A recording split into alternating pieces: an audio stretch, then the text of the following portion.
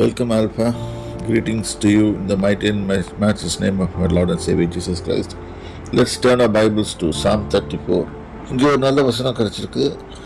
பத்தாவது வசனம். சிங்க குட்டிகள் தாழ்ச்சி அடைந்து பட்டினியாக இருக்கும், கர்த்தரை தேடுவதற்கு ஒரு நன்மையும் குறைப்படாது என்று போட்டிருக்குது. அப்போ சிங்க குட்டிகள் கூட பட்டினியாக இருக்கும், ஆனால் சிங்க குட்டிக்கு கர்த்தர் தான் ஆகாரத்தை போடுகிறார். ஆனால் இங்கே ஏன் சொல்லியிருக்குன்னா, சிங்க குட்டிகள் கூட பட்டினியாக இருக்காது. அப்போ கர்த்தரை நம்புகிறவர்களுக்கு ஒருபோதும் சாப்பாடு குறைவு இருக்காது. இப்போ இங்கே பட்னியாக இருக்க மாட்டோம், நம்ம செழித்து தான் வாடுவோம். அதான் போட்டுருக்கு, கர்த்தரை தேடுவதற்கு ஒரு நன்மையும் எல்லா நன்மைகளும் வந்து சேரும். கர்த்தரை தேடும் போது, தேடாத போது இதில் தேடுறதுன்னா அவர் சொல்கிறபடி தேடுறது, நம்ம இஷ்டப்படி தேடுறது இல்லை.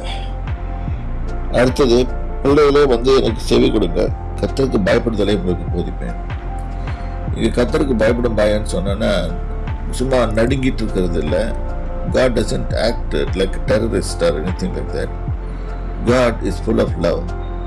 ஆனால் at the same time he is stickler to his law. அவருடைய சட்டத்திட்டங்களுக்கு நம்ம கீழ்ப்படியணும். அது புதிய பாட்டாக இருந்தாலும் சரி, பழைய ஏற்பாட்டு காலமாக இருந்தாலும் சரி. புதிய பாட்டு காலத்தில் கிரேஸ் வந்துருச்சுன்றாங்க. அப்போது lot of loss were given. இது செய்யக்கூடாது, இது செய்யலாம், இது செய்யக்கூடாது. கலாத்தியில் எடுங்க, கபேசியில் எழுதுங்க, எல்லாத்துலேயும் எடுத்து பாருங்கள். ஒவ்வொரு எபிசோட்ஸ்லேயும் போட்டிருக்கோம்.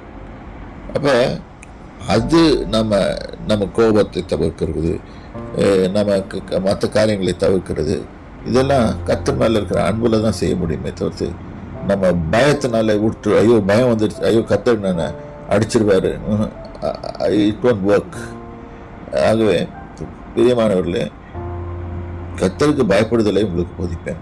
அப்போ கர்த்தருக்கு எப்படி பயப்படுனா, அவர் சொல்கிறபடி செய்கிறது தான் கர்த்தருக்கு பயப்படுகிற பயம். அவர் விரும்புகிறதை செய்கிறது, அவர் சொல்கிறதை செய்கிறது. கர்த்தர் உங்களை ஆசீர்வதிப்பாராக.